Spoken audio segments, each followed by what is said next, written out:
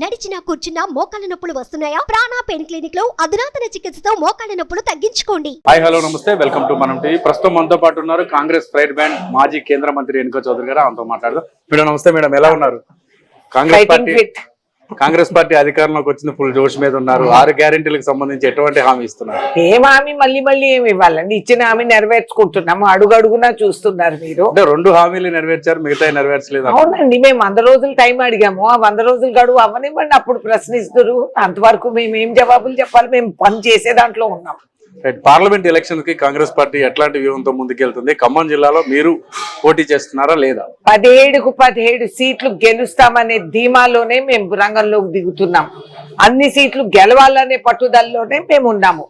కాబట్టి ఖమ్మం జిల్లా ఏంటి అనేది అధిష్టానం డిసైడ్ అవుతుంది. సోనియా గాంధీ గారు వస్తారని మేము అడుగుతున్నాము. అది మా ప్రయత్నం. మేడం వస్తే బ్రహ్మాండంగా ఉంటుంది. తెలంగాణ ఇచ్చిన తల్లి. అండ్ గత 2 ఎన్నికల్లో కూడా రాష్ట్రం అంతా వేరే తీర్పు ఇచ్చినా ఖమ్మం జిల్లా కాంగ్రెస్ జిల్లా అనేది మేము నిరూపించుకున్నాము.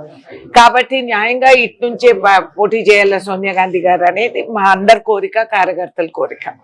కాంగ్రెస్ పార్టీకి పెట్టిన కోటలాగా ఉంది ఖమ్మంలో రేణుకా చౌదరి పోటీ చేయాలని అభిమానులంతా కోరుకుంటున్నారు. దీనికి వాళ్ళకేం చెప్తారు? నా అదృష్టం, నాది ఏ జన్మ సుకృతమో, నేను ఖమ్మం జిల్లాకు ఆడబిడ్డగా ఒక పేరు పొందాను. అదే నాకు కొండంత బలం. గెలిచినా ఓడినా ఇక్కడ వదలకుండా ఈ జిల్లా అభివృద్ధికి కట్టుబడిగా ఉన్నాను. అండ్ నాకు కూడా సర్ప్రైజింగ్ అంత డిమాండ్ అనేది వచ్చింది. ఇప్పుడు పబ్లిక్ డిమాండ్ అనేది ఎక్కడెక్కడి నుంచో అందరూ ఫోన్లు రావటం చెప్పటం జరుగుతుంది. మాకు 3 మంత్రులు కూడా ఉన్నారు. సునాయాసంగా ఇక్కడ గెలవాలి, కాంగ్రెస్ పార్టీ గెలుస్తుంది. కాకపోతే ఈ నిర్ణయాలన్నీ కేంద్రం డిసైడ్ చేసుకుంటుంది. ఏ పాత్ర వహించాలనేది వాళ్ళ నిర్ణయం తీసుకొని ఆదేశిస్తే ఆ పాత్ర వహించేది మా కర్తవ్యం. అయోధ్యలో రామ మందిర నిర్మాణం అయింది. దాని శంకుస్థాపన కూడా త్వరలో జరుగుతుంది. దాని ఏర్పాట్లు కూడా జరుగుతున్నాయి ఇప్పటికే ప్రారంభానికి. దాంట్లో కాంగ్రెస్ పార్టీ ఎందుకు ఇన్వాల్వ్ కావట్లేదంటే ఏం చెప్తారు? ఎందుకంటే హైందవ ధర్మాన్ని పాటించిన హైందవులు ఈ మతానికి దారి దిశ చూపించే శంకరాచార్యులు వారు కూడా తిరస్కరించారు. విగ్రహ ప్రతిష్ట, గుడి దేవాలయం కట్టడం పూర్తి అవ్వక ముందే ప్రాణ ప్రస్తావ చేయటం తప్పు. కాబట్టి మేము హిందువులు కాబట్టి మేము అది పాటిస్తున్నాము. అంటే శంకరాచార్యులు చెప్పింది కూడా తప్పే, బీజేపీ చెప్పింది కరెక్ట్ అని నేనైతే ఒప్పుకోను, ఈ జన్మలో ఒప్పుకోను. కాబట్టి వాళ్ళు ఆహ్వానించారు. ఏంటి డిన్నర్ పార్టీను టీ పార్టీకి ఆహ్వానిస్తున్నారా ఏంటి? దేవుడి దగ్గరికి వెళ్ళడానికి వాళ్ళ ఆహ్వానం ఏం అవసరం అండి మాకు? ఇదిగో మన రాముల వారు ఇక్కడే భద్రాచలంలో ఉన్నారు. మేము ఇక్కడికి ఎప్పుడు వెళ్తానే ఉన్నాము. సీతమ్మ ఎక్కడ ఉండింది? పర్ణశాలలో ఉన్నారు. ఆమె పూజించే దేవాలయం ఉంది. చరిత్ర తెలియని వాళ్ళు కొత్త దేవాలయం కట్టి ఓహో ఆహా అని కప్పగంతులు వేస్తే మేమేం చేయాలండి? వాళ్ళు ఇవాళ అనటం కూడా నా హైందవ ధర్మాన్ని అవమానపరిచే విధంగా వాళ్ళు ప్రవర్తిస్తున్నారు. వాళ్ళెవరు? వాళ్ళకి పేటెంట్ ఉందా? పేటెంట్ రైట్స్ ఉన్నాయా హిందూయిజం పైన? ఎవరండి వాళ్ళు మాకు సర్టిఫికెట్ ఇవ్వడానికి? మేము ఇచ్చిన ఆహ్వానానికి వస్తే మీరు హిందువులు, లేకపోతే మీరు కాదు.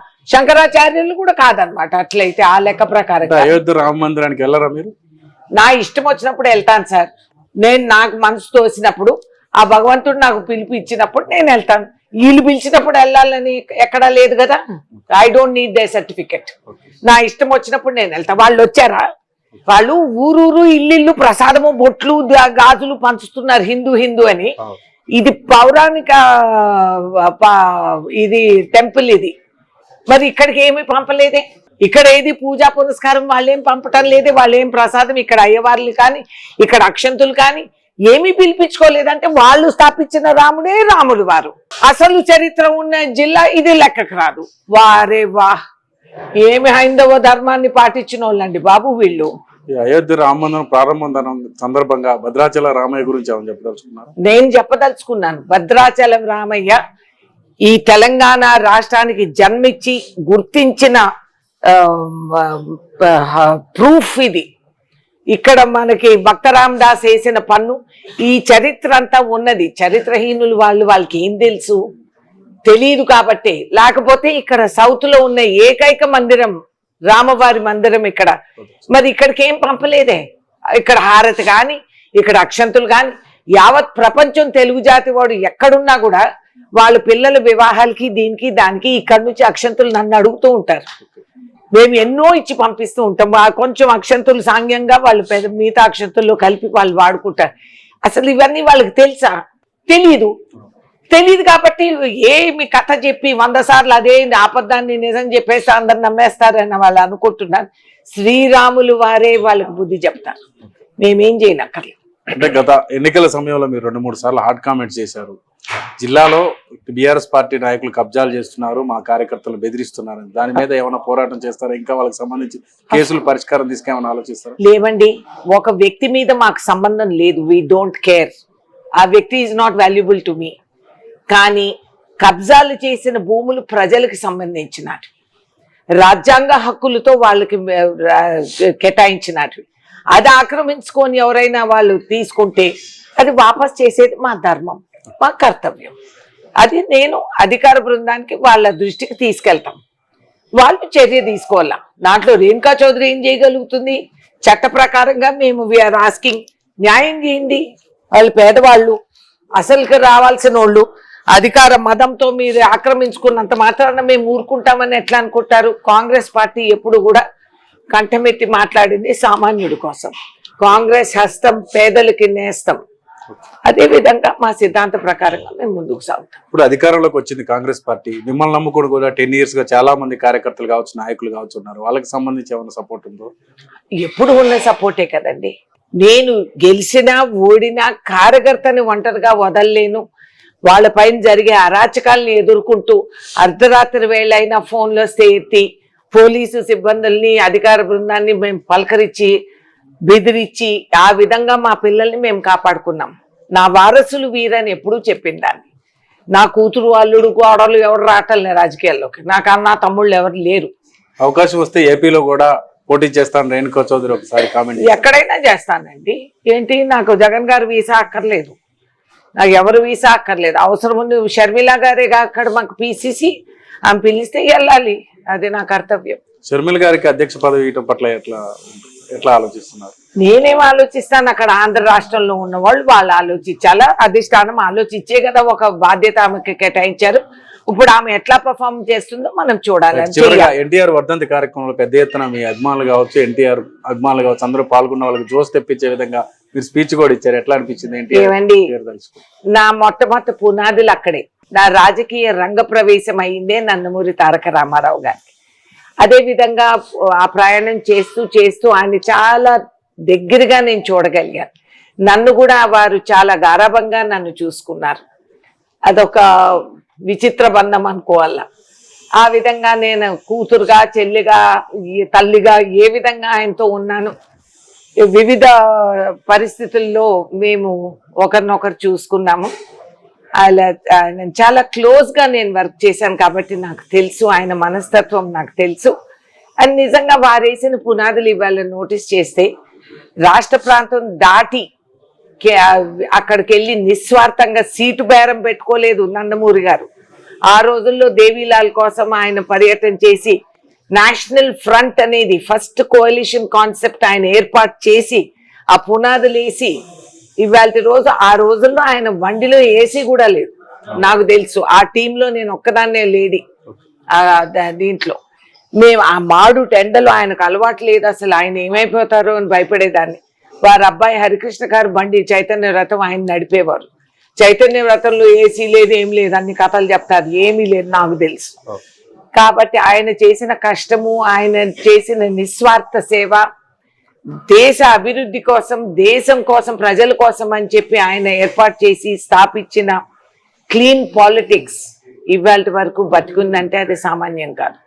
ఎప్పుడన్నా భవిష్యత్తులో పిల్లలు తిరగేసి చరిత్ర చదివితే ఇది అర్థమవుతుంది. ఆయన వహించిన కీలక పాత్ర ఇన్ క్లీన్ పాలిటిక్స్. అందరం క్లీన్ పాలిటిక్స్ అని మాట్లాడతాం, అమలు చేయము.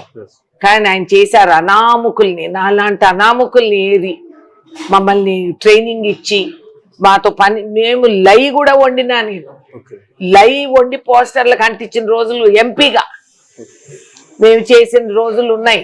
ఆయన అనేవారు, అమ్మ మనము గంజి నీళ్లు తాగి టెంటులో రోడ్డు పక్కన టెంట్ వేసుకొని ఉన్నామని. ఉండే రకమే. నందమూరి గారు భయపడేవారు కాదు, మహా మొండిఘటం. రైట్, చివరిగా మేడం రేవంత్ రెడ్డి పనితీరు ఎలా అనిపిస్తుంది సీఎం గా? కాంగ్రెస్ పార్టీ మునుముందు కాలంలో తెలంగాణకి ఏం చేయబోతుంది? ఏమని రేవంత్ రెడ్డి గారు చెప్పింది చేస్తున్నారు, అది ఎవరైనా కాదనలేరు. ఆయన ఏదైతే ప్రమాణాలు చేశారో గతంలో, ఇవాళ ముఖ్యమంత్రి రూపంలో ఆయన అది అమలు చేసే ప్రయత్నంలోనే ఉన్నారు. నేను అనుకుంటున్నాను నెల రోజులైంది, సుమారు నెల రోజుల్లో మేము ఎక్కడ తిరిగినా కూడా ప్రజలు చాలా సంతోషంగా ఉన్నారు. ఫ్రీగా బస్ యాత్ర చేసిన మహిళలు, చదువుకుండే దానికి వెళ్ళే పిల్లలు, ఉద్యోగం చేసుకుండే ఆడవాళ్ళు, సాయంత్రం పూట వాళ్ళు నిర్భయంగా ఇంటికి వెళ్ళగలుగుతున్నారు బస్సుల్లో. నెలాఖరికి ఇంతో అంతో వాళ్ళ చేతిలో బస్సు ఖర్చు మిగులుతా ఉంది. ఆ విధంగా మీరు చూస్తే ఇది చాలా బ్రహ్మాండంగా ఉంది. ఇప్పుడు రైతులకు కూడా సుమారు 2 ఎకరాలు ఉన్న రైతులందరికీ కూడా వాళ్ళ అకౌంట్లోకి డబ్బులు పడుతున్నాయి. అంచెలంచెలుగా ఇవన్నీ అమలు చేసాం. ముఖ్యంగా వాతావరణంలో ఒక మార్పు వచ్చేసింది. అది మీరు కూడా మీకు అనిపిస్తూ ఉంటుంది. ఒక స్వేచ్ఛ, ఒక నిర్భయం, ప్రజలు ఫ్రీగా మాట్లాడగలుగుతున్నారు, చెప్పగలుగుతున్నారు. ఆడవాళ్ళు పోలీస్ స్టేషన్ కి ధీమాతో వెళ్ళగలుగుతున్నారు. గతంలో మేము 10 సంవత్సరాలు ఈ నరకం అనుభవించాము, ప్రతి సామాన్యుడు అనుభవించాడు. మేము ఏదైనా జరిగిందని పోలీస్ స్టేషన్కి వెళ్తే పోలీస్ సిబ్బందులు మా మీదే కేసులు పెట్టేవాళ్ళు. అసలు మా భూముల కోసం మేము ధరణి కాడికి వెళ్తే భూములు ఉండేవారు. ఈ విధంగా చాలా మందిని ఇబ్బంది పెట్టి చాలా ఇరికిచ్చారు. ఆ స్వేచ్ఛ ప్రజల్లోకి వచ్చింది. ఒక ఫ్రీడమ్, రాజ్యాంగం ఇచ్చిన హక్కులు తీసుకొని వాళ్ళు తిరగలుగుతున్నారు. అదే మాకు సగం మీది. Thank you so much. Thank you. Right, ఇది మొత్తం మీద రాబో పార్లమెంట్ ఎన్నికల్లో గెలిపే లక్ష్యంగా తామంతా పనిచేస్తామని సోనియా గాంధీ కనుక ఇక్కడ పోటీ చేసినట్టయితే ఆమెకు సపోర్ట్ గా తాను కూడా పనిచేస్తా అని రేణుకా చౌదరి అయితే ముందు చెప్తున్నారు. ఇక్కడ పరిస్థితి ఎవరు భాషతో కిరణ్ కమ్మనోడు.